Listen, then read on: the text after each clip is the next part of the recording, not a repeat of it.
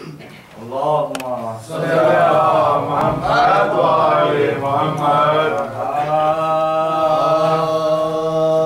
لاش اکبر کی جو مقتل سے اٹھا لائے حسین، لاش اکبر کی جو مقتل سے اٹھا لائے حسین، نوجوان کو صف اول سے اٹھا لائے حسین، نوجوان کو صف اول سے اٹھا لائے حسین، چاند کو شام کے بادل سے اٹھا لائے حسین، جابلب شیر کو جنگل سے اٹھا لائے حسین، جابلب شیر کو جنگل سے اٹھا لائے حسین، دی صدا لاشائے پسر آن کے لے جا بانو، چھل گیا برچی سے اکبر کا کلیجہ بانو، چھل گیا برچی سے اکبر کا کلیجہ بانو، دیکھ لے آخری دیدار پہ سر مرتا ہے،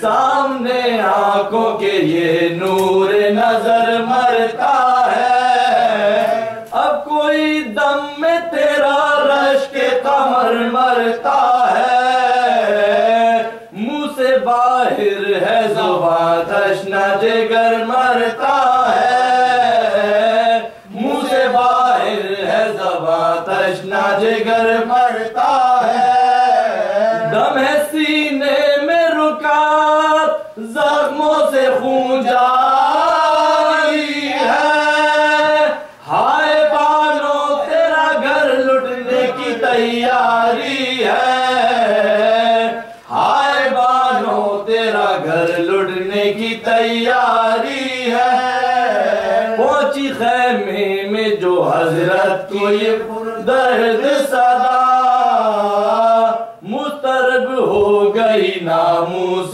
رسول دو سرا، کہا چلا کے سکینہ نے کہ ہے بھیا، فضا دوڑی سوئے در پھینک کے سر پر سے ردا، فضا دوڑی سوئے در پھینک کے سر پر سے ردا، پیٹتی زینب مستر نکل آئی باہر، بانو گھبرا کے کھلے سر نکل آئی باہر، بانو گھبرا کے کھلے سر نکل آئی باہر، شاہ کے کندھے پہ دیکھا علی اکبر کو نڈھال، شاہ کے کاندھے پہ دیکھا علی اکبر کو نڈھال، ہاتھ پھیلا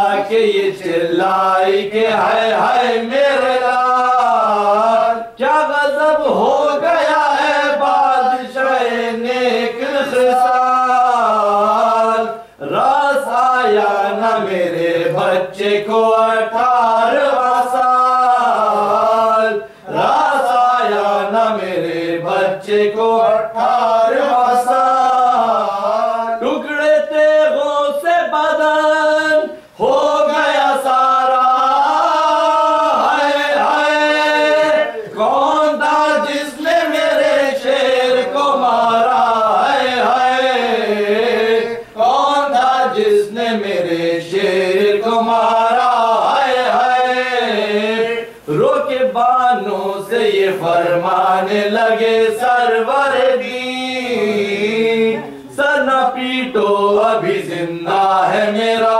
مہدوی، سانس آتی ہے پہ ہر دم ہے دم باز پسی، کچھ ان کا بھی ہے اور ہم بھی ہیں مرنے کے قریب، کچھ ان کا بھی ہے اور ہم بھی ہیں مرنے کے قریب، سب چھٹے اب نہ رہا کوئی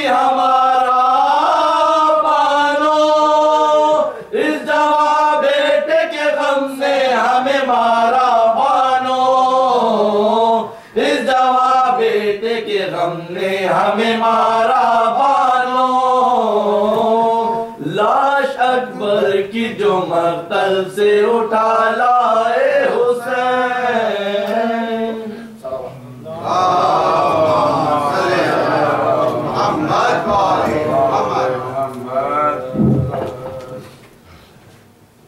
آواز بلند صلوات. اللہم صلی علی محمد و آل محمد.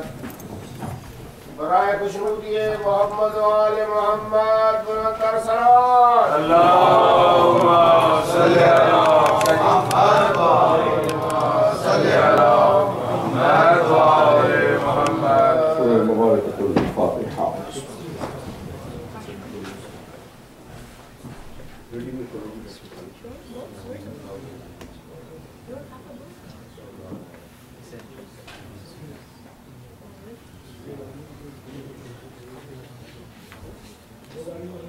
صلوات.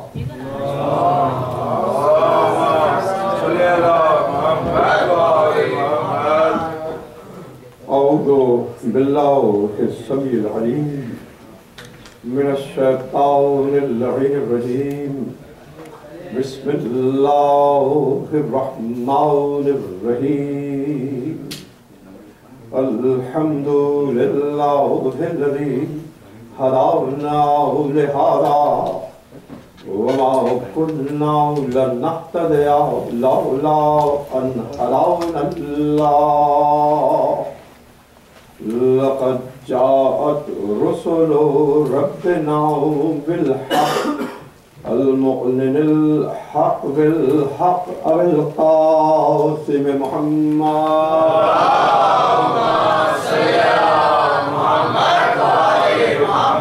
وأهل بيته الطيبين الطاهرين المعصومين المظلومين الذين أذهب الله عنهم الرجس وطهرهم تطهيرا.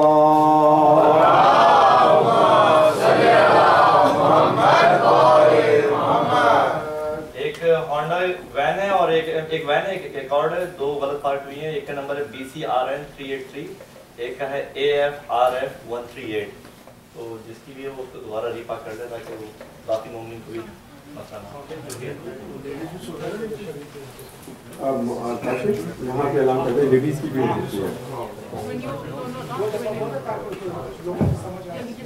دو گاڑیاں ہیں پراپرلی پارکنگ ہوئی ہیں، اس کو آپ پلیز نوٹ کر لیں اگر آپ کی گاڑی دوبارہ پارک کر لیں. ایک وین ہے اور ایک ہونڈا ایکارڈ ہے. ایک کا نمبر ہے BCRN 383 اور دوسرے کا نمبر ہے AFRF 138. ایک وین ہے اور ایک ہونڈا ایکارڈ ہے BCRN 383 اور AFRF 138. پلیز اس کو دوبارہ پارک کر لیں صحیح سے تاکہ باقی لوگوں کو دشمنی نہ ہو. اور محمد والے محمد صلی اللہ علیہ وسلم. الذين أذهب الله عنهم الرجس وطهرهم تطهيرا.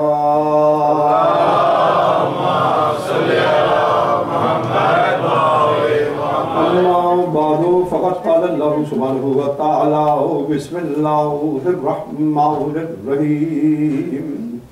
هو الذي خلقكم من تراب ثم من نطفة ثم من علقة ثم يخرجكم طفلا. صلوات.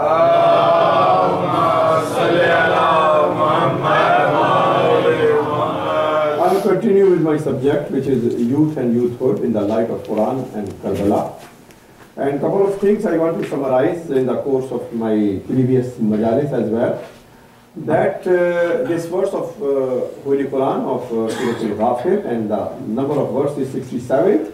And Allah subhanahu wa ta'ala is describing and detailing over here different stages of the human life.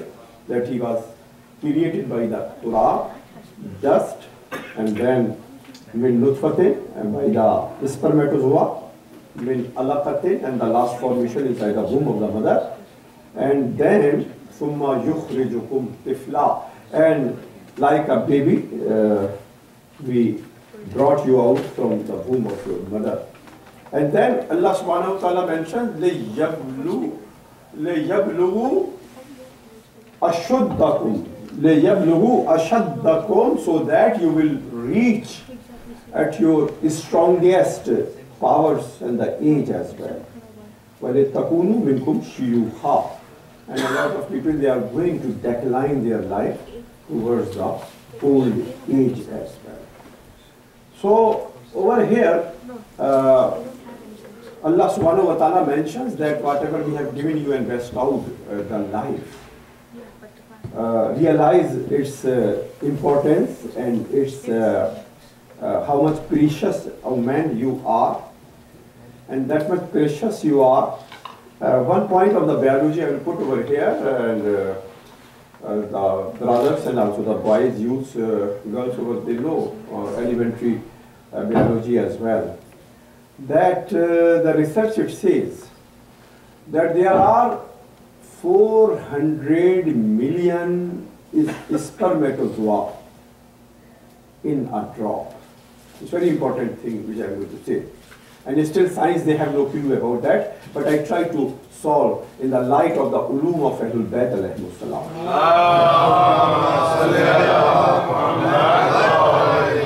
There are 400 million spermatozoa in a drop from which a man, human is formed. Only one is responsible for the life. 400 million spermatozoa. Rest are destroyed. And only one is making the life. So question it arises, that is Allah subhanahu wa ta'ala is that much extravagant. Why he is creating that much in abundance and the number spermatozoa, that only one spermatozoa is forming and designing the life, and rest they are being destroyed. Science still cannot answer that why it is happening like that. But we can think in the light of the knowledge of Aimma in the Quran as well, that just this reason, it comes to the mind, it hits to the rationality, that Allah subhanahu wa ta'ala wants to demonstrate and emphasize the preciousness of the life, the importance of the life of man. I gave you a chance and I preferred you upon the 400 million lives. I preferred you. So realize what? How much you are important for my divine programming. How much you are important for my wisdom, because I have superseded you upon 400 possible lives. So now we have to realize that how much it is important of a life. And what is the purpose of life? Quran says, وَمَا خَلَقْتُ الْجِنَّ وَالْإِنسَ إِلَّا لِيَعْبُدُونَ. Very famous ayat of the Surah Zariyat. I didn't create jinns and the humans, but for the ibadat. But what is the concept behind that? One thing I will go from the tafsir side, and I will reach again towards the ulum and the sciences and the knowledge of Sayyidul Shuhada Hussain ibn Ali alayhi salam.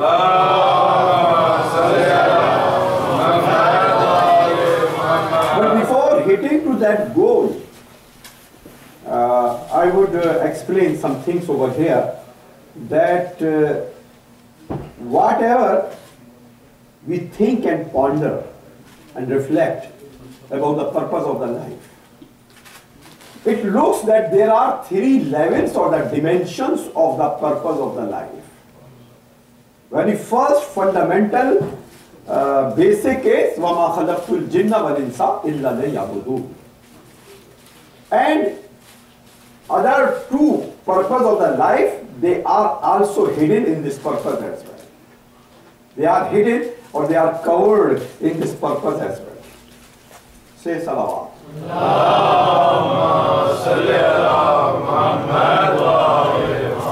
Very first point I mentioned, that much important is your life, a human's life. That Allah subhanahu wa ta'ala preferred him upon the 400 million possible life, probable life. You are the product out of 400 million His purpose was only one. That much precious, important, that much purposeful our life is. And after that, Quran mentioned that وَمَا خَلَقْتُ الْجِنَّ وَالْإِنسَ لِيَعْبُدُونِ. In a general sense, it is coming just a verbal translation, إِلَّا لِيَعْبُدُونَ. But I'll come again over there with the tafsir of two imams up to this point. But before that, there are three purposes of the human creation, three purposes of the human life. Very first, as Quran says, وَمَا خَلَقْتُ الْجِنَّ وَالْإِنسَ إِلَّا لِيَعْبُدُونَ. I didn't create the jinnis, better तुम आओ, तो मेरे करीब आओ, सामने आओ, जरूर कर दे मोहम्मद वाले.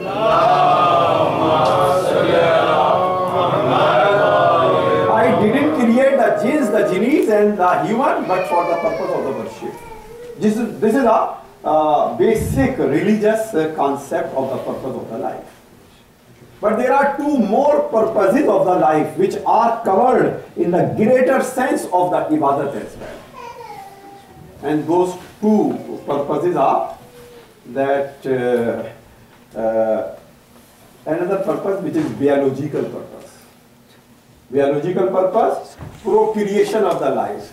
Salawat padhe Muhammad wale.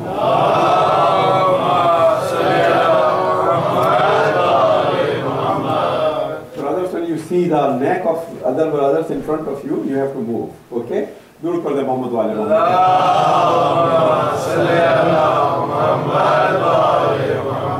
Very first purpose, very general purpose, very mandatory and ritualistic purpose. وَمَا خَلَقْتُ الْجِنَّ وَالْإِنسَ إِلَّا لِيَعْبُدُونَ. I didn't create human and beings but for the purpose of the ibadah. But there are three purposes, all those three together. Second purpose is procreation. What do I mean by procreation? That you have to pass it on your genes to create like you for the offspring, the generation up to the day of the Qiyamah, so that the whole earth would be abundant with those souls who they are pronouncing La ilaha illallah, Muhammadur Rasulullah, Aliyun Waliyullah.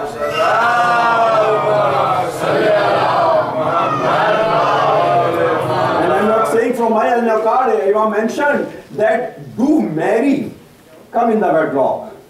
That maybe Allah subhanahu wa ta'ala is going to give you a nasma, a soul, that who is going to fill this earth with the kalima La ilaha illallah. So first purpose, or these two purposes which I am mentioning in that, they are embedded in the purpose of the ibadah as well. First purpose, وَمَا خَلَقْتُ الْجِنَّ وَالْإِنسَ إِلَّا لِيَعْبُدُونَ. Second purpose, procreation. To run your generation, to pass it on, to make it abundant. Those people, and again I mentioned all they are connected with each other, that if your purpose is the purpose of the creation, then you have to procreate other people, that they will be also the worshipper of Allah subhanahu wa ta'ala. They should, to make them more in numbers, to multiply them. And the third purpose of the creation of the human life is the social purpose. Hukukul ibad. To serve the humankind, to serve the society, to serve other people. It starts from parents, your family, your friends, your community. It goes up to the level of the insaniyat. As I have mentioned at one point over there in the first majlis, that Quran starts with Alhamdulillahi Rabbil Alameen, that gigantic concept, Alameen, and it ends with this word, An-Nas, human. Quran is ending upon the Nas, beginning with the Rabbul Alameen. So whole purpose of the humankind and the creation is from Nas, one person, individual, up to the universes and the Alameen.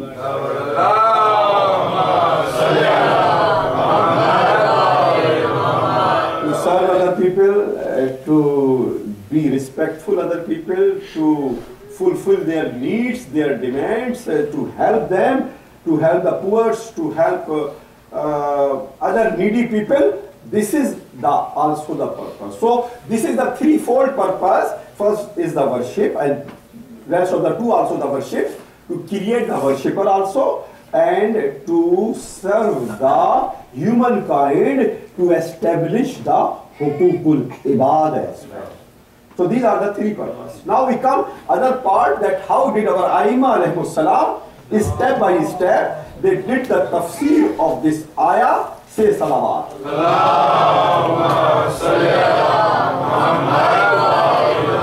Until it reaches to Sayyidul Shuhada Hussain ibn Ali alayhi salam.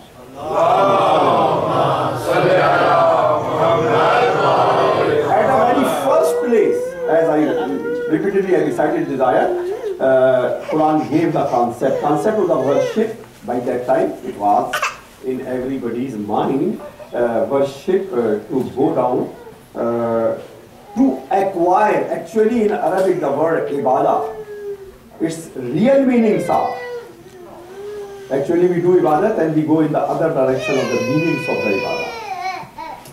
The real meanings of the ibadat in Arabic language is humbleness, humiliation, to bow down, to behave like down to earth.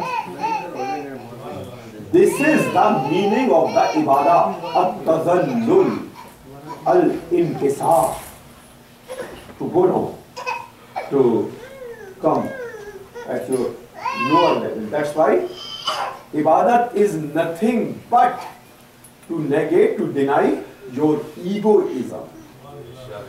In Urdu, I am quoting, Mujahid is quoting Josh, this in my speech is coming this side in English, that he is describing at the morning time, dawn time.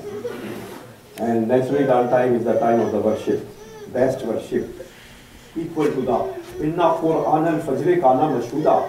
The recitation of the Quran at the time of the Fajr, at the dawn time, is witnessed. Quran says mashhuda, and Imam mentioned this is the only prayer out of 5 prayers that it is written in the tablet of your actions 2 times, two-foldedly. The nightly angels also they write and they go back, and the daytime angels they come and also they write it.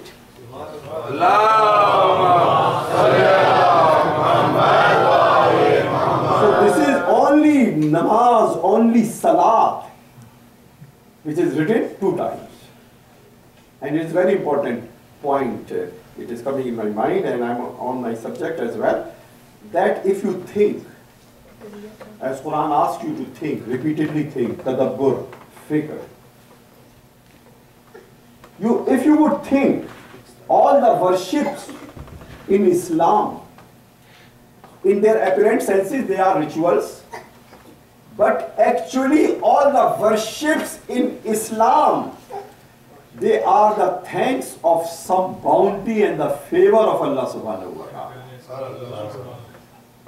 Inapparently they are the rituals and the worships, the command and the decree of Allah subhanahu wa ta'ala, but actually they are the thanksgiving, the gratefulness towards Allah subhanahu wa ta'ala. I am excluding at this place the prayers, I am talking about other worshippers. A song, if you are healthy, Shariat says, you have to fast. And if you are sick, you cannot fast. At that time, at that period, the fasting is exempted from you. What does it mean? That fasting is a thanks of the gift of the health for you towards Allah subhanahu wa ta'ala.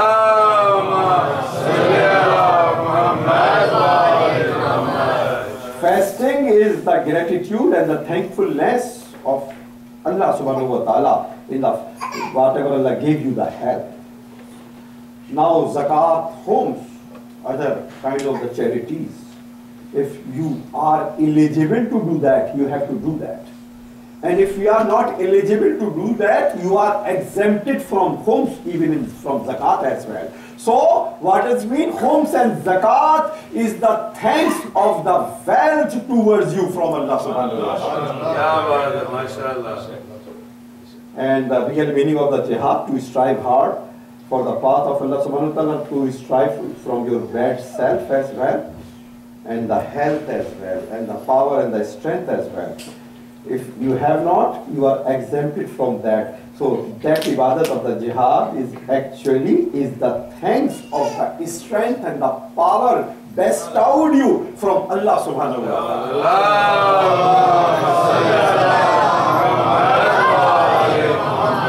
I'm coming a very nice conclusion. So fasting is the thanks of the health. Khums and zakat is the thanks of the wealth. Jihad is the thanks of the power and the strength. What about also Hajj?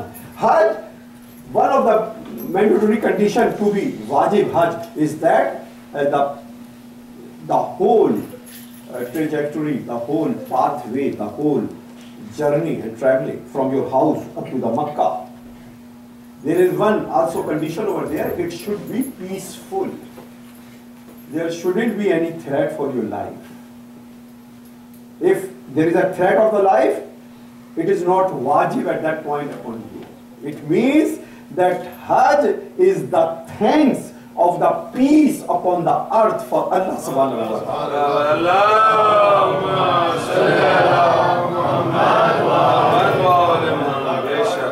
This is the beauty of the worship. Now I'm concluding and I'm just going to say a point, driving from there, that fasting is the thanks of the nemat of the health. Alms giving, zakat, and the khums is the thanks of the wealth.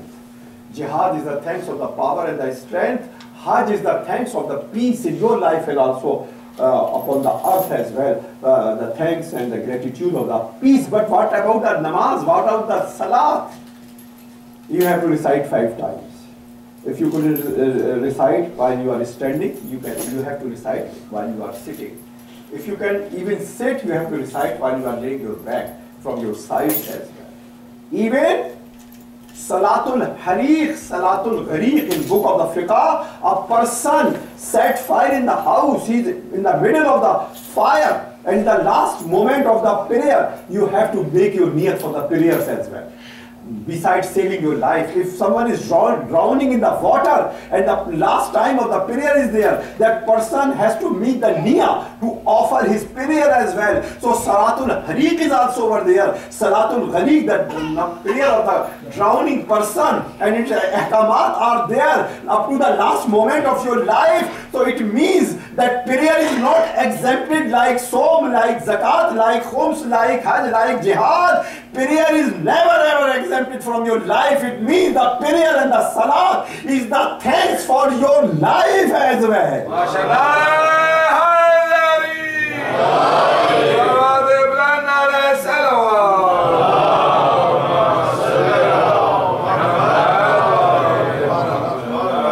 And there is a promise of Allah subhanahu wa ta'ala.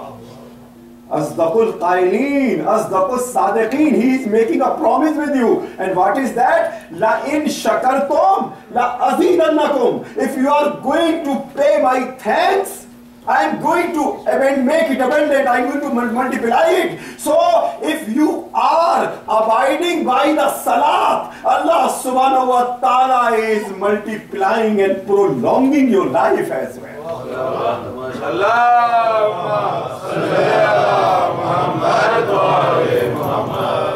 This is this side of the worship and the tafsir of this ayah that Imam mentioned. I think I will contain in English with the tafsir of the ayah and also the other things from the same ayah. My dear brothers, sisters, boys, girls, at many steps and stages, the tafsir of this ayah has been done by Aimma alayhi salam. Quran gave the message that you are being created for the purpose of the worship. And after the life of the Prophet, a person came before Amirul Mu'minin, Imamul Muttaqin, Ali ibn Abi Talib.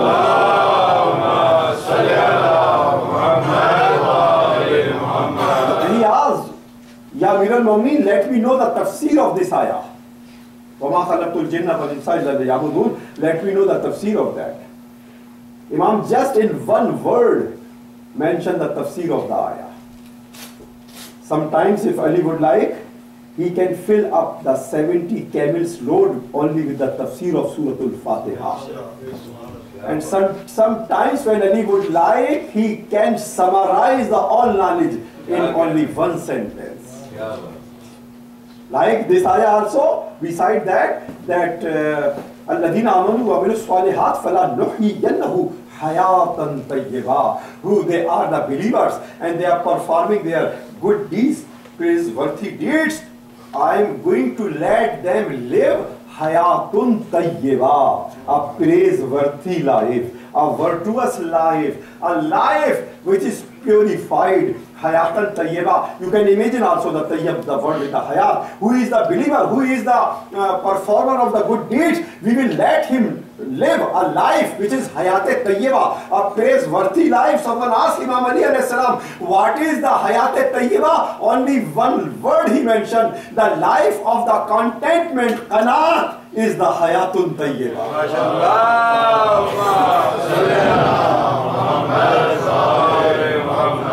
Likewise, that person asked that what is the meaning of the worship? What is the meaning of the worship? Imam mentioned only one word over here. Imam mentioned only one word, that le yuti'un. Whatever Allah mentioned in the Quran, le yabudun. Imam mentioned the meaning is that they should obey the command of Allah subhanahu wa ta'ala. Quran mentions ibadat and Imam interprets ibadat in the form of the ita'at. What is the difference between ibadat and ita'at? It is very intuitive and very historical. Shaitan, he wants to do the ibadat of Allah subhanahu wa ta'ala, but he denied the ita'at of Allah subhanahu wa ta'ala. Say salawat.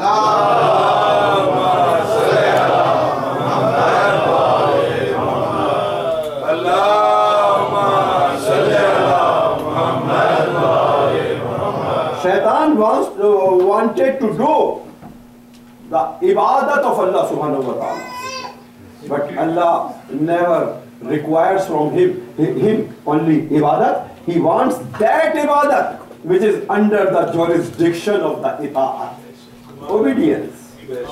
This is the real meaning of the ibadah. And we see that kind of ita'at in the life of Aima alayhi salam. Say salawat.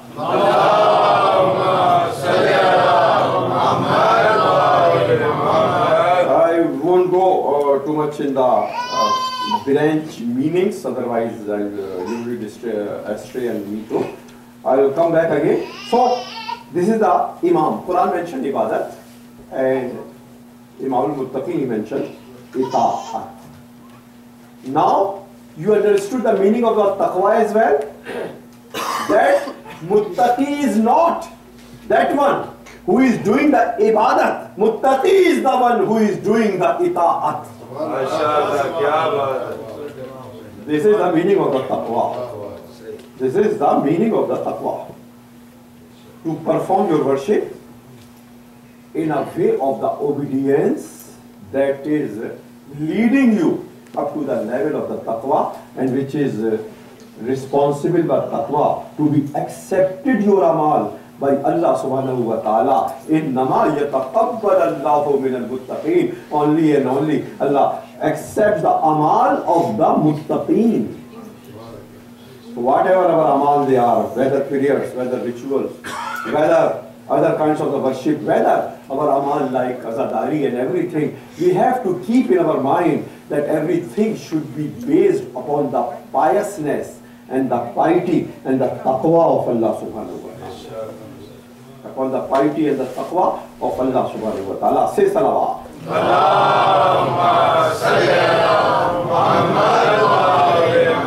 So up to this point, they were the two levels of the meaning, of the purpose of our creation. In general form, ibadat, and in tafsir of ibadat is the ita'at, obedience of Allah subhanahu wa ta'ala. Now, another person in his time, he appeared before Sayyidul Shuhada, Hussain ibn Ali.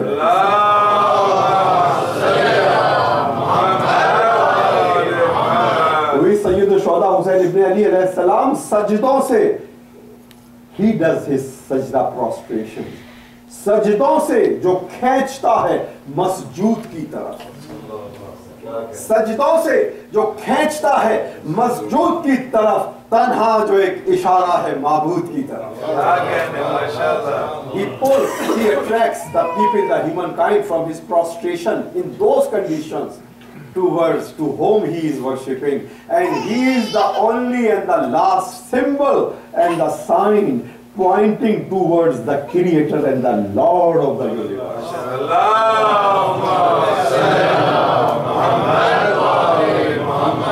Now that person asks again the same question, oh Mawla Waka, what is the tafsir of this ayah of Surah Zariyat? وَمَا خَلَقْتُ الْجِنَّ وَالْإِنسَ إِلَّا لِيَعْبُدُونَ. I didn't create the jinnis and the humans, but for the purpose of the ibadat. Quran mentioned like that. Imam mentioned ita'at. Now he is before Imam alayhi salam and he asking the same question. What is the purpose of the ibadah? Imam, what is the meaning of the ibadah? Imam just add one word. His father has told ita'at. Imam mentions le yarifun, means that Allah subhanahu wa ta'ala created you for the purpose of the marifat.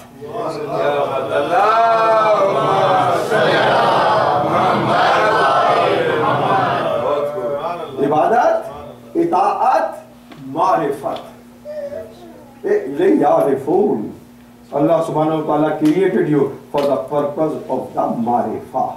As the gradually the human mind is developing, Quran, it came among the ummiyin, ignorant people, so just a general concept of the ibadat was there. As they grow after the Prophet more, their mind was evolutionary at the higher stage. Imam interpreted ibadat as the ita'at. As their mind grew more, Hussain ibn Ali mentioned that ibadat means ita'at and both means marifat.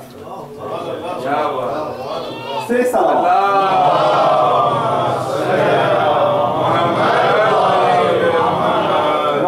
Request again, my humble request, just to little bit move forward.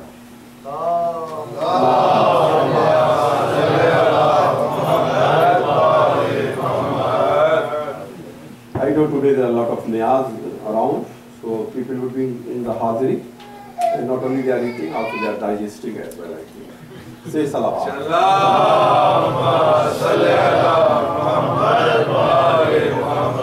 So, these are the threefold purpose of the human life.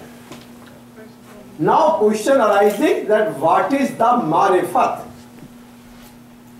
Because this is the real purpose of our creation, not just to offer a ritual activity, not also that's important, like art, but real purpose is the marifat. Say salawat.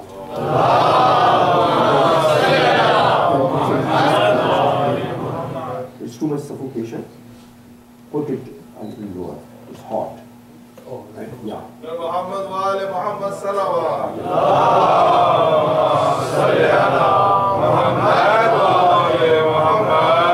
Once more salawat.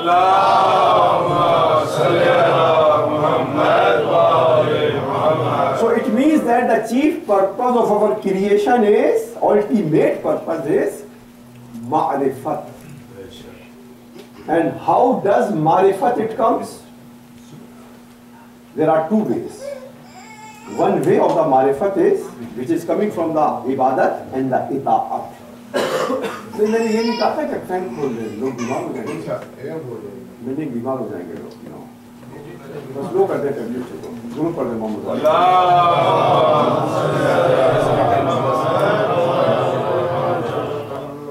Once more salawat.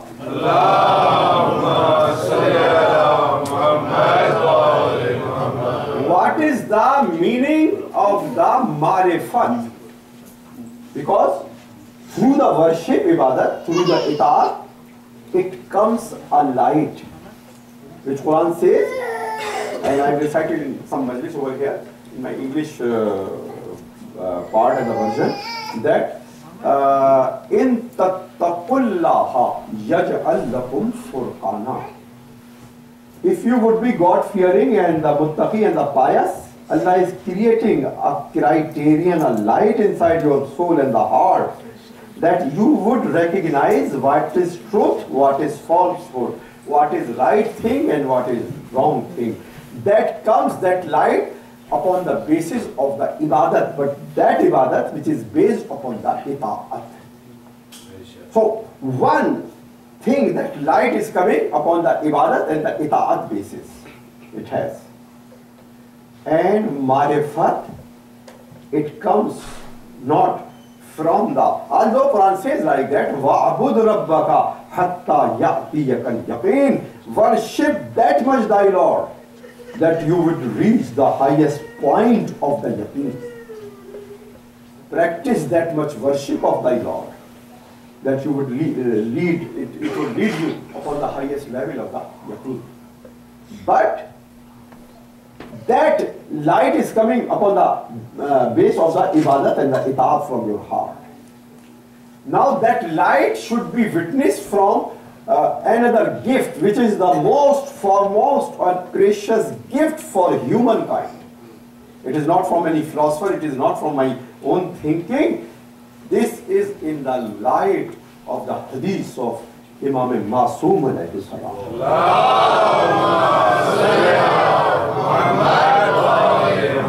The most precious gift which is best out to humankind is the gift of aql. Imam mentioned it is the most precious gift. Your aql, your reasoning, your intelligence, your rationality, this is the gift of the aql. And Imam mentioned in a couple of hadiths that if there is no aql or little aql, sawab is lesser for that amal. And if it is more aql, sawab is more of the same amal as well. And one point I will quote from that majlis over here, that Allah subhanahu wa ta'ala somewhere mentions that I will give the reward better than your good deed. Then he mentions that I will give you the reward 10 times better than your deed.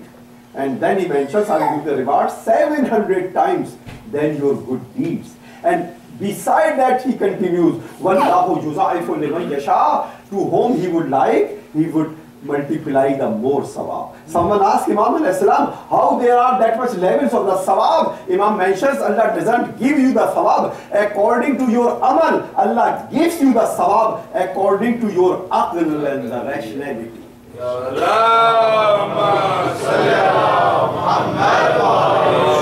much a person is performing with his marifat, how much is person is performing with his sincerity, ikhlas, how much that person is performing according to his yaqeen, that much sawab is going to multiply. So when sawab is going to raise at its highest level, so the reward is also is going to its highest level. So you can imagine the reward of that person's one amal, whose one amal is better than the worship of the Sakalain.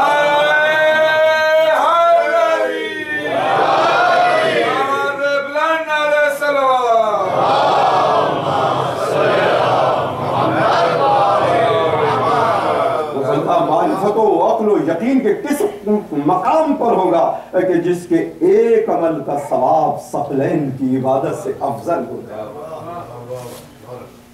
एक अमल का सवाब सकलैन की इबादत से अफजल करार पाए, वो बंदा यकीन और मारिफत और इल्म के किस कमाल के ऊपर होगा। दुरूद पढ़े मोहम्मद वाले मोहम्मद।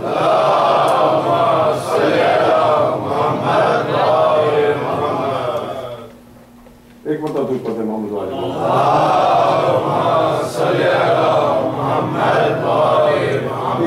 मिस हो रहा होगा, शायर अमीरुल मोमिनीन से खिताब करके कहता है, बल्कि उनके बारे में इशारा करके कहता है कि वो जिसके फर्क के नास पे कज है शरफ का ताज, वो कि जिसके फर्क के नास पे कज है शरफ का ताज, वो बूतुराब शम्सो कमर से जो ले खिराज, वो बूतुराब शम्सो कमर से जो ले खिराज,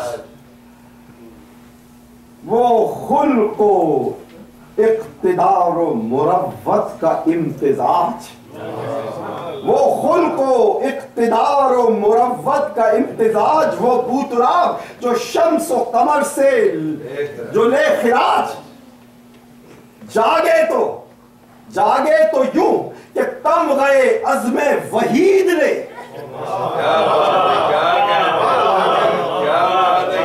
اور میں تلوار کہا نا، جاگے تو یوں کہ تمغے عزم وحید لے، سوئے تو کردگار کی مرضی خرید لے.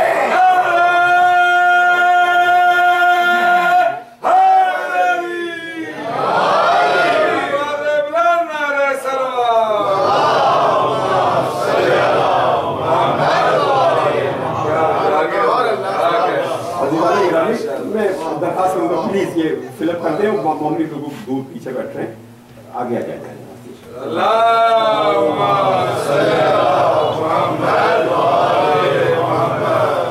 میں نے عرض کیا تھا آج اس سلسلے کو میں ختم کرنا چاہتا ہوں. نمبرز اور میتھمیٹکس ان دا قرآن، پیریٹی پہ میں نے بات کی تھی، انگلش میں بات کی تھی وہ، اور میں چاہتا تھا کہ اردو میں کرتا، لیکن یہ کہ مجھے اس آیت کو بھی کنٹرول کرنا تھا، اور پورا میرا خیال ہے کوئی 45 منٹ آج میں نے گفتگو کی ہے انگلش میں عبادت اور اس کے ڈیفینیشنز کے اوپر. اور لیکن یہ کہ آج میں پڑھوں گا 9:15 تک یا 9:10 تک انشاءاللہ. عزیزان گرامی، ایک بات میں یہ عرض کرنا چاہ رہا تھا کہ قرآن مجید میں 2 نمبرز ہیں جو بڑے امپورٹنٹ ہیں. ایک تو 2 کا عدد، اور امام نے اس کی تشریح کی کہ اللہ واحد ہے، اس لیے اس نے کائنات کے ہر شے میں جوڑا رکھا ہے. اس کے بعد جو اس نے نمبر پسند کیا ہے وہ 7 کا ہے، اور اس پر میتھمیٹیشنز اور سائنٹسٹ بھی ورک کر رہے ہیں. میرے پاس کئی کتابیں ہیں 7 کے عدد کی، لیکن میری جو یہ مجلسیں ہیں اور جو میرے استنباطات ہیں یہ 30 سال سے اوپر کے پرانے ہیں، لیکن اب جدید علوم سے جو 7 کے عدد پہ ریسرچ ہوئی ہے میں اور بینیفٹڈ ہو رہا ہوں. سائنسدانوں نے کتابیں لکھی ہیں نمبر 7 کے اوپر، اور میں بھی کہ میں کل 1-2 حوالے دے دوں تو اسٹوڈنٹس دیکھ سکتے ہیں کتابوں کو اپنی لائبریری میں، یا خرید سکتے ہیں یا آرڈر دے سکتے ہیں. اور میرا مقصد یہی ہے کہ وہ انٹرسٹ ایسا پیدا ہو کہ آپ گھر جائیں تو کوئی چیز بھولیں نہیں بلکہ مزید اس کی ریسرچ کریں، اور پھر دوسرے دن آ کے مجھے بتائیں کہ مولانا آپ نے کہا تھا اور ہم نے اس میں یہ اضافہ کیا ہے. یہی صحیح پرپز ہوگا. وہی میں کہہ رہا ہوں کہ ہر چیز کی جو معرفت ہونی چاہیے. ہاں، معرفت کی بات میں کہہ رہا تھا، اس ڈیفینیشن کو چھوڑ دیا ہے میں نے، انشاءاللہ کل کی مجلس میں اس پر گفتگو کروں گا انگلش میں. What is the meaning of the معرفت؟ نوئنگ، یہ ہے معرفت. Awareness, a lot of things are there. پھر انشاءاللہ میں کل اس پہ بات کروں گا معرفت کے اوپر. اور ظاہر ہے کہ کل اس سلسلے کی آخری مجلس بھی ہوگی، شب عاشور ہے، اور ظاہر ہے کہ مسائب کی شب ہے، اور میں اپنے ساری تاکید سے بھی کہوں گا کہ سارے ان کے نوحے یا مرثیے جہاں ہوں تو وہ کربلا سے متعلق ہوں اور غم سے متعلق ہوں. ایک مرتبہ نعرہ صلوات پڑھ دیں.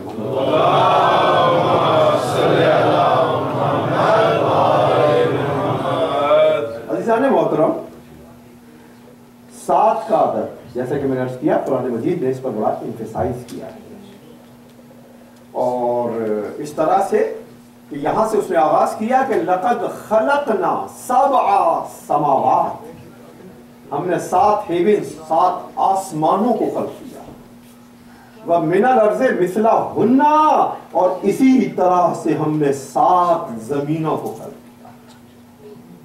7 ہیونز اور آسمانوں کا ذکر کرتا ہے، 7 زمینوں کا ذکر کرتا ہے. سورہ لقمان میں کہتا ہے لو انا ما فی الارض، درود پڑھ دیں محمد والے محمد،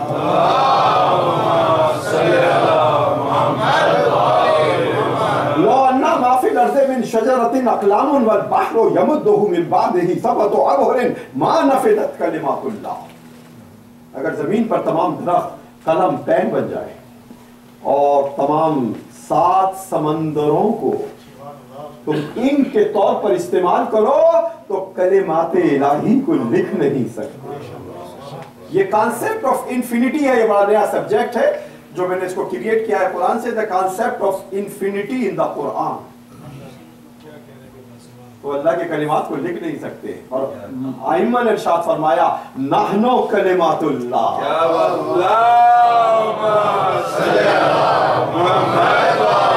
आप ये देख रहे हैं कि 1400 साल से ज़ाकिरीन मिंबर पर, 1400 साल से शौराई उज़्ज़ाम मर्सियों की शक्ल में, कसीदों की शक्ल में कोई ना कोई गोशा है आले मोहम्मद की फजीलत का जो सामने ला रहे हैं, और मुसलसल पर्दे उठ रहे हैं और फजीलतें सामने आ रही हैं। ये वो कलिमात हैं जो कभी खत्म नहीं होंगे।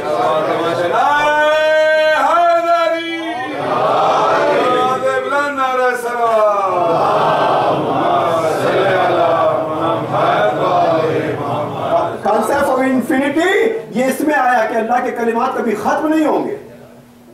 आपको एक और आज बता दूं, कॉन्सेप्ट ऑफ इन्फिनिटी अभी तक मैंने 3 डिस्कवर की हैं और अभी मैं इस रिसर्च में हूं। कॉन्सेप्ट ऑफ द इन्फिनिटी, दूसरी आयत कौन सी है कॉन्सेप्ट ऑफ इन्फिनिटी की? आप हैरान रह जाएंगे। फरिश्ते भी जो अमल करें वो काउंटेड है, ट्रिलियंस ऑफ ह्यूमन भी जो अमल करे वो काउंटेड है, मगर अल्लाह सुब्हानहू व तआला जो अमल करे उसको कौन काउंट कर सकता है? तो दूसरा कॉन्सेप्ट ऑफ इन्फिनिटी का इस मकाम पर है इन्नल्लाह व मलाइकतुहु यसल्लूना अलन नबी या अय्युहल्लज़ीना आमनू सल्लू अलैहि व सल्लिमू तस्लीमा। अल्लाह के कलिमात भी इन्फिनिट है और मोहम्मद व आले मोहम्मद का दुरूद भी इन्फिनिट है।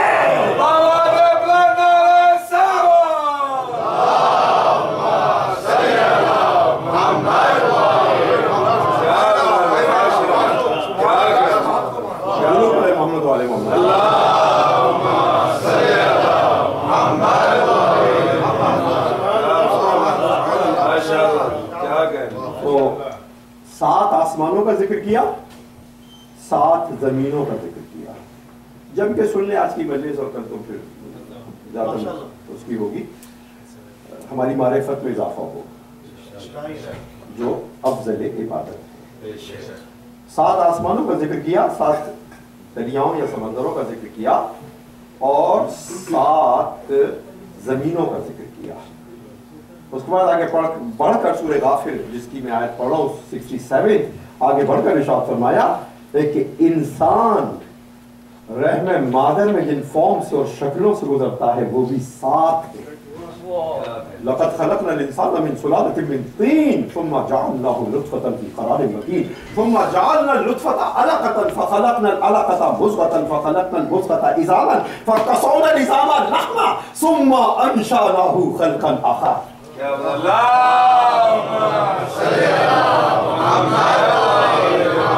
हमने इंसान को सुलालतिन से खल्क़ किया, उसको फिर नुत्फ़े की शक्ल में क़रार मकीन में रखा, नुत्फ़े को हमने अलक़ा बनाया, अलक़ा को हमने मुज़ग़ा बनाया, मुज़ग़ा को हमने हड्डी बनाया, हड्डी पे गोश्त को लपेट दिया और फिर तुम्हें इस आखिरी सूरत में इस दुनिया पर भेज दिया।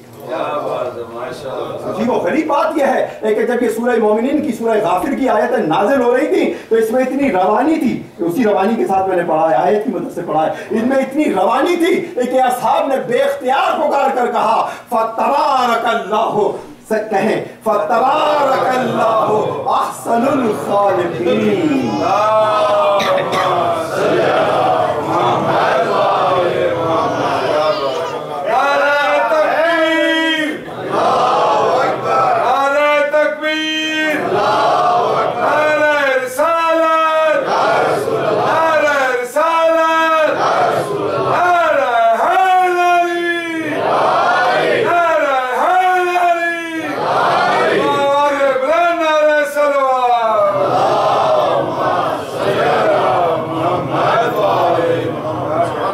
के बाद यही आयत नाजिल हुई है तबारकल्लाहु अहसनुल खालिकीन।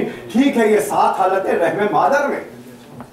आज माइक्रोस्कोपिक रिसर्च और सर्जनों की वर्क से यही बात साबित हुई कि रहमे मादर में इन 7 हालतों को तब्दील करता है इंसान और फिर इस दुनिया में आया, मगर फिर कहा इसी सूरह मोमिनीन की आयत में आगे बढ़कर सुम्मा जालना फौककुम सबआ तराइक, और जब तुम इस दुनिया में आए तो फिर दुनिया में आने के बाद हमने तुम्हारे ऊपर 7 रास्तों को खोल दिया। रहमे मादर में 7 फॉर्म्स दुनिया में आने के बाद और फिर हमने तुम्हारे ऊपर 7 रास्तों को खोल दिया। मुफस्सिरीन आज तक हैरान है कि इन सबा तराइफ का तर्जुमा क्या होगा। अभी तक साइंस की मदद से भी कोई नहीं समझ सका, और मैं भी नहीं समझ सका हूँ, और बड़े बड़े उलमा जो गुजरे हैं वो नहीं समझ सके कि इस दुनिया में आने के बाद ये 7 रास्ते कौन से। सुम्मा खलकना फौककुम सबअ तराइक, कि हमने तुम्हारे ऊपर 7 रास्तों को खोल दिया। मैंने एक जमाने में इस पर प्रयास किया था और समझने की कोशिश की थी, तो एक ये अप्रोच हुई थी कि 7 रास्ते हैं, यानी ट्रैवर्सिंग, ट्रैवलिंग। पहला रास्ता वही है कि जो इंसान खुश्की पे चलता है, दूसरा रास्ता वही है जो पानी पर कश्तियों के साथ चलता है, तीसरा रास्ता वो है कि जो हवाओं में इंसान चल रहा है, ये इसके जरिए रॉकेट्स के जरिए। ये तो 3 ज़ाहिरी रास्ते हैं, अब उनकी हुदूद में आ गए हैं, मगर कुछ और रास्ते भी हैं।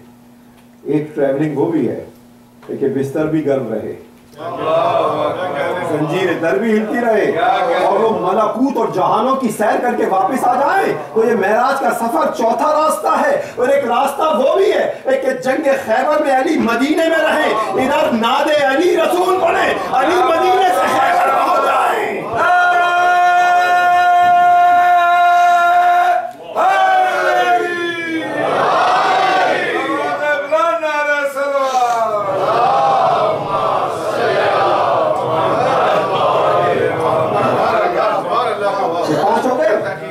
पांच हो गए, छठा रास्ता सुनेंगे। कुरान ने ये कहा, इस आयत और इमाम ने इसकी तफसीर की, इमामी की तफसीर की रोशनी में अर्ज कर रहा हूँ, वह लहू अस्लमा मन फिस समावाति वल अर्ज़, ज़ाहिरी तौर पर तो ये है तौअन व करहा, अल्लाह को तस्लीम कर लिया। जमीन और आसमान की हर मखलूक ने अपनी खुशी से भी तस्लीम किया, मजबूरी भी तस्लीम किया। मासूम ने इरशाद फरमाया कि इस आयत की तावीर यह है कि जब हमारा कायम ज़हूर करेगा, हर मखलूक उस पर ईमान लाएगी, मजबूरी भी ईमान लाएगी, और तौअन और करन भी ईमान लाएगी। और जब कायम अज़ान को बुलंद करेगा, रूए जमीन से हर उनका मुहिब उस अज़ान के बाद ही मक्के पहुंच जाएगा।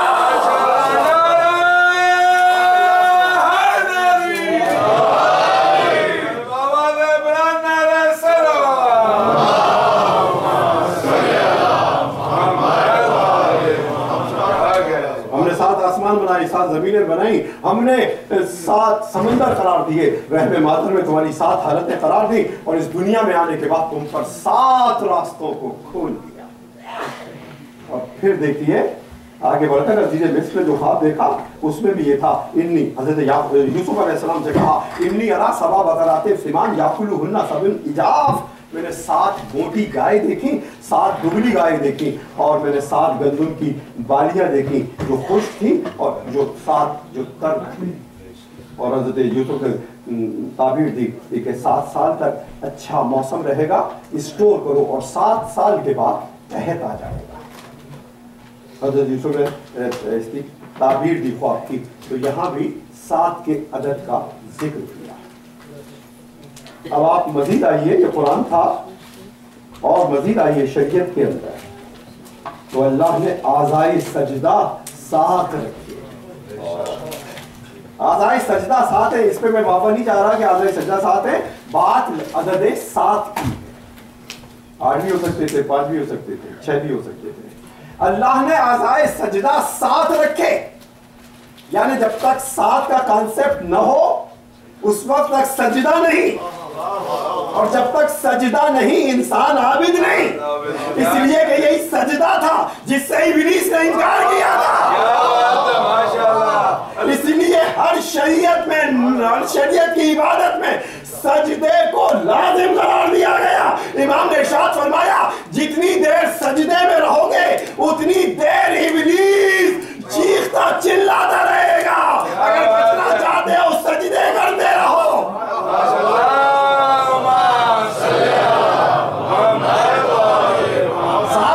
सजदा रखे नहीं, खाना काबा के गिर्द 7 तवाफ, खाना काबा के गिर्द 7 तवाफ करार दिए नहीं। अब नेचर में आइए, 7 बुनियादी कलर करार दिए, 7 बेसिक लाइट करार दी, और बहुत सारी चीजें। तो अज़ीज़ान गिरामी, आपने देखा कि अल्लाह ने 2 के अदद पर तो पैदा किया था पैरिटी में, अभी से नतीजा निकालूंगा, और ये 7 के अदद पर पूरी कायनात को उसने पैदा किया, या शरीयत में 7 के अदद को रखा। इसका रीजन क्या है? मैंने वहां कहा था कि आयत वहां पढ़ रहा हूं मैं सन्नामे कलाम में रोजाना, लेकिन उसकी ये वाली तफसीर यहाँ कर रहा हूँ। ये वाली तफसीर अभी मैंने वहां नहीं की। इसका जवाब क्या है कि अल्लाह ने 7 के अदद पर क्यों यूनिवर्स को पैदा किया, 7 के अदद पर क्यों शरीयत को पैदा किया। अभी मैंने 2 मिसालों को छोड़ दिया है, ये 7 के अदद को खोलकर मैं उन मिसालों को बयान करूंगा शरीयत ही से। क्यों अल्लाह ने 7 के अदद पर कायनात को पैदा किया, इंसान की 7 हालतें करार दी, 7 समंदरों को पैदा किया, 7 तवाफ रखे, 7 आज़ाए सजदा रखे, ये 7 के अदद को उसने क्यों चुना है? तो इसका जवाब सूरह हिज्र में दिया, लक़द आतैनाका सबअम मिनल मसानी व क़ुरआनिल अज़ीम, हमने तुझे 7 का, और मैं दूसरा तर्जुमा कर रहा हूँ, 7 2 मर्तबा वाली आयतें नहीं, लक़द आते, ये मासूम की तफसीर की रोशनी में कर रहा हूँ, लक़द आतैनाका सबअम मिनल मसानी, ए रसूल हमने तुझको 7 का दुगना दिया।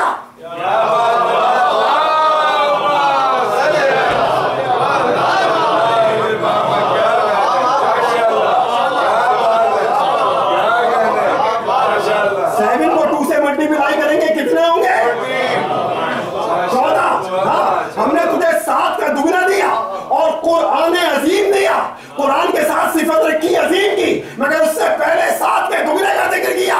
जिसका जिक्र अजीम से पहले हो वो आज़म होगी।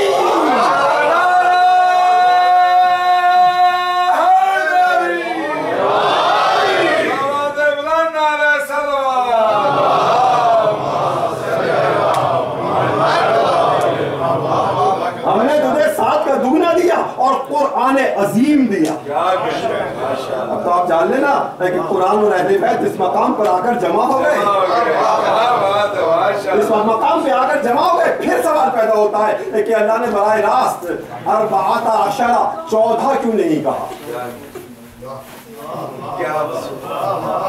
जब तक आप तो मुतमईन होगी आप सवाल करते रहिए और उस बारगाह से उसके जवाब मिलते रहेंगे, जब तक कि आप मुतमईन ना हो जाए कि ये अल्लाह ने क्यों नहीं कहा बराह रास्त कि हमने 14 दिए और कुरान अजीम दिया। कहा कि हमने 7 का दुगना दिया और कुरान अजीम दिया, इसलिए कि जो 14 मासूमीन हैं इनके कुल 7 नाम हैं।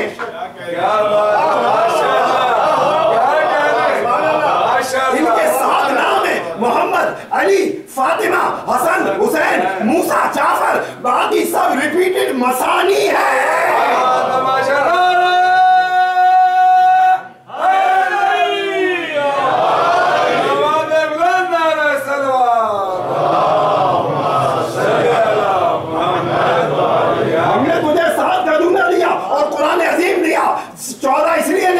कि मासूमीन के 7 नाम हैं, 7 नाम हैं।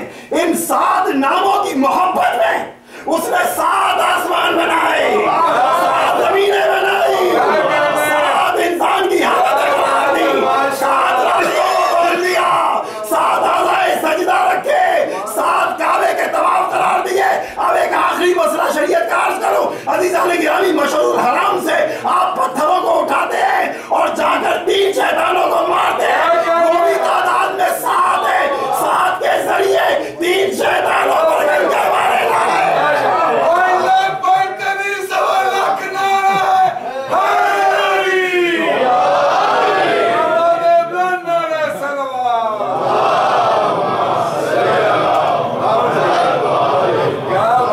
रमियुल जमात में भी 7 कंकड़ियां रखी। दुरूद पढ़े मोहम्मद वाले।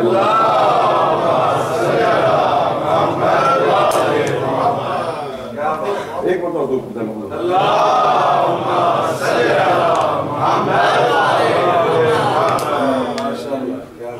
अगर आपको जरूरत ना हो तो एक मतलब दुरूद पढ़ दें आप।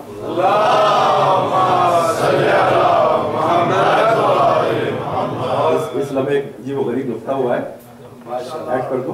माशाल्लाह। आप कितने ही दुरूद पढ़ रहे हैं मगर इन्फिनिटी को बढ़ा नहीं सकते। माशाल्लाह। इसलिए इन्फिनिटी में कोई चीज ऐड की जाएगी या सब्ट्रैक्ट की जाएगी वो इन्फिनिटी ही रहेगी।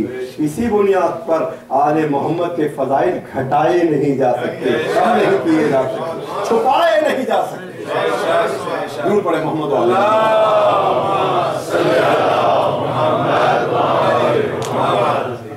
और गिरामी आज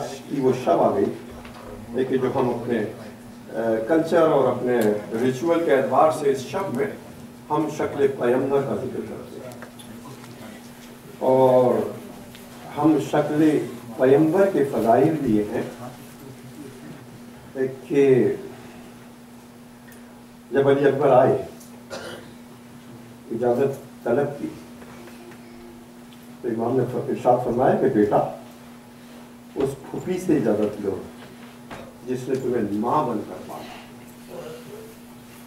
جس نے تمہیں اس طرح سے عزیز رکھا جیسے کہ ماں عزیز رکھتی ہے۔ اور تاریخیں کہتی ہیں کہ علی اکبر حضرت زینب کی گود ہی میں پڑے، یہی وجہ ہے کہ وہ اتنی محبت تھی۔ علامہ محمد والے محمد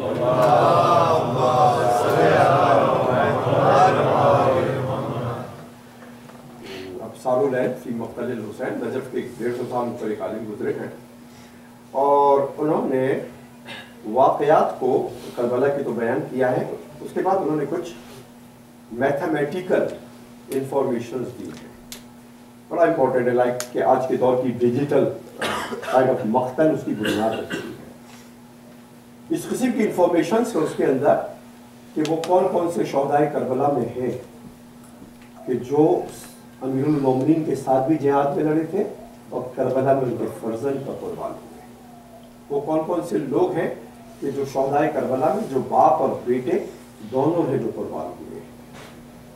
اسی طرح سے انہوں نے ایک چیپٹر قائم کیا ہے کہ عاشور کے دن کون کون سی بیویاں ہیں جو بے اختیار خیموں سے نکلی ہیں، عاشور کے دن کون کون سی بیویاں ہیں جو بے اختیار خیموں سے نکلی ہیں۔ علامہ سماوی علیہ الرحمہ نے ابصار العین میں لکھا کہ یہ 7 بیویاں تھیں کہ جن سے صبر نہ ہو سکا اپنے گود کے پانے یا اپنے پیاروں کے شہادت کے موقع پر، اور یہ بے اختیار خیموں سے نکلی۔ سب سے پہلی جو بیوی نکلی ہے خیموں سے وہ حضرت مسلم ابن اوسجہ کی کنیز ہے جو ان کے لاشے پہ آ کر بین کرنے لگی۔ پھر جو 2 بیویاں نکلی ہیں خیموں سے وہ حضرت عبداللہ ابن عمیر کی زوجہ اور آپ کی والدہ ہیں۔ اس کے بعد جو ایک اور بیوی نکلی ہے وہ اس کم سن شہید کی کہ جس کا باپ بھی شہید ہوا، اس کی ماں ہے۔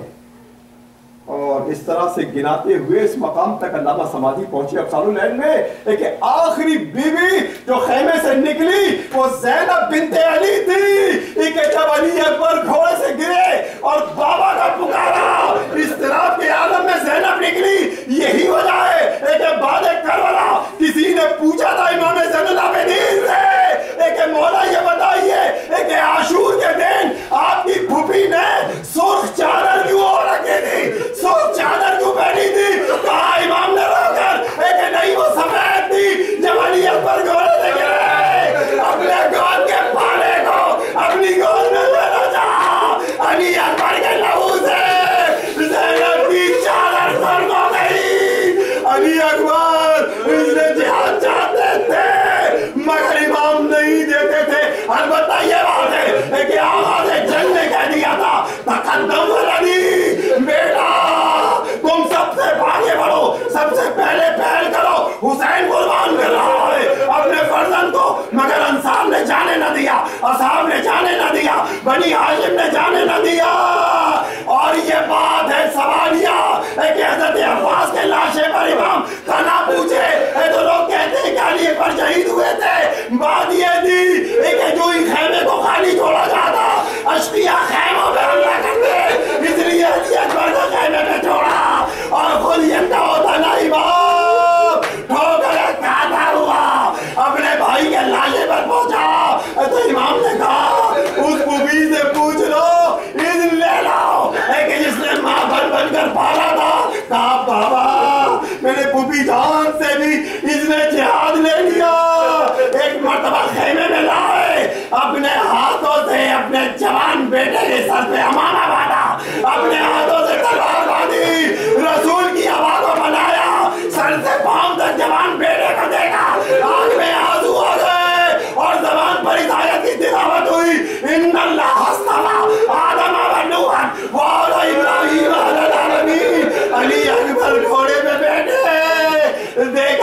پیچھے سے آگ آ رہی ہے, مڑ کر دیکھا ضعیف پتہ چلا رہا ہے. ایک عام محنت کے بولیا بیٹا آہستہ آہستہ جا اور مڑ مڑ کر بابا کو اپنی صورت دکھاتا جا. اور پھر کہا بابا آپ مجھے اس نے زیاد دے چکی ہے, خیمہ گاہ میں جائیے, پھوپھی زینب کو ڈھارت دیجئے, سیدانیوں کو ڈھارت دیجئے. علی اکبر مقتل میں آ گئے اور مقتل میں آ کے علی کے پودے نے, عباس کے شاگرد جنگ نے اپنا رجس پڑھا اور رجس پڑھ کے تلوار کو بھیجا. کربلا میں جو جنگیں ہوئی ہیں وہ 3 شدید جنگیں ہیں. ایک حسین ابن علی کی جنگ, ایک علمدار کربلا کی جنگ, ایک علی اکبر کی جنگ. عظیم جہاد کیا, ہزاروں کو قتل کیا, مگر کربلا کی دھوپ, 3 دن کی بھوک و پیاس, شدید پیاس لگی, پلٹ کر آئے, وہی شہید ہے جو مقتل سے زندہ واپس آیا.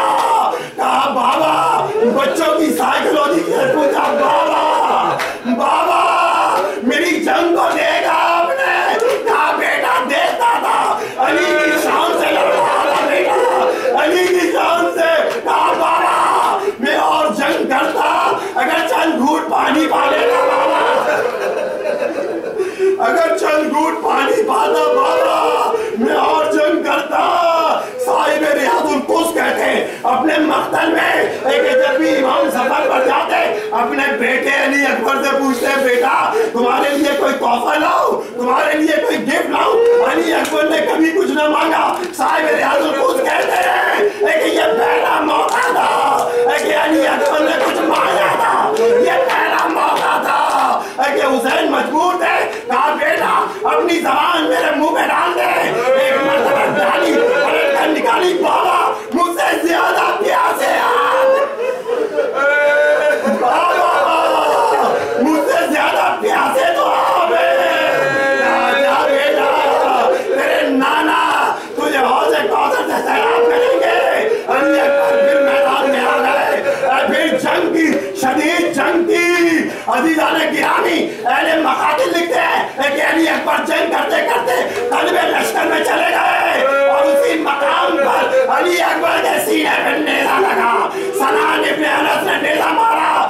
علی اکبر کی اتنی شدید ضرب لگی کہ گھوڑے سے یہ جوان گرنا لگا, گھوڑے کے اوپر ہی ڈھہ گئے اور علی اکبر کا گھوڑا قلب لشکر میں لے گیا اور لشکر نے ٹوٹ کر حملہ کیا. اس لیے مقاتل کے تاریخ میں لکھتے ہیں کہ جتنے زخم علی اکبر کو آئے کسی شہید کو نہ آئے. اور پھر جب گھوڑے سے گرے پکار کر کہا بابا میں اپنے بیٹے کا سلام لو. حسین چلے, نور نظر رخصت ہوا. یہی وجہ ہے کہ جنگ کی پہلے حسین نے جب لاش علی اکبر پر پہنچی, خاک پر دم توڑتے جوان بیٹے کو دیکھا, اپنی گود میں لیا. علی اکبر نے بابا کو دیکھا اور 3 مرتبہ بابا کا. علی اکبر دنیا سے رخصت ہو گئے. حسین کا جوان دنیا سے چلا گیا. اب علی اصغر کا اکبر کا لاشا اٹھانا تھا, لاشے کو اٹھانا چاہا حسین نے مگر طاقت نہ دی. ایک مرتبہ خیام کے پاس آئے, ابن طاؤس نے نحو میں لکھا کہ حسین خیام کے پاس آئے اور بنی ہاشم کے بچوں کو جمع کیا. بچوں آؤ, بوڑھے باپ کو مدد دو میں جوان بیٹے کے لاشے کے اٹھانے میں. اور اس طرح سے لاشا آیا, اس طرح سے لاشا آیا کہ علی اکبر کا سینے پر امام کے سر تھا اور بچے اپنے بھائی کے لاشے کو اٹھائے ہوئے تھے. واہ علی اکبر, واہ علی اکبر. آئیے موو کیجئے. واہ علی اکبر.